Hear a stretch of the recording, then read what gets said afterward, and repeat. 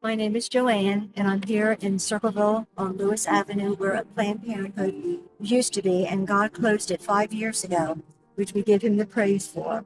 I want to tell you an incident, a day that I'm so glad that I was at the surgical facility up in Columbus. Was on the sidewalk, and a young lady, a young black girl, drove her car inside the gate. And when she got out, I engaged her and said, "Can I speak with you?" And she was very receptive and came over to the fence. And I asked her why she was here.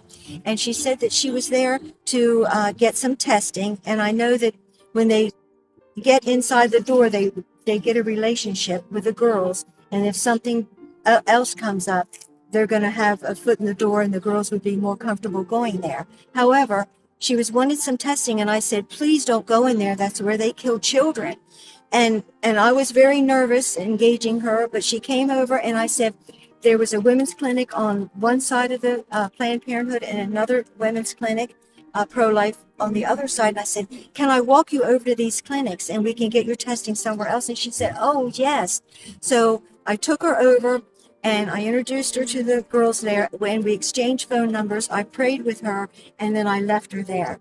A few days later, she gave me a call and she said, "Miss Joanne," she said, "I don't have STDs, but I'm pregnant. What am I going to do? I don't know what to do." And I said, "We can get through this together."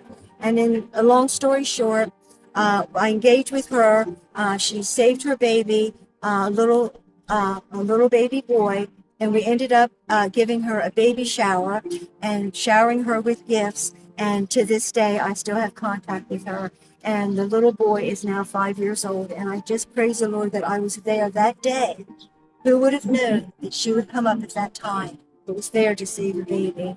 And I just praise the Lord for being out there.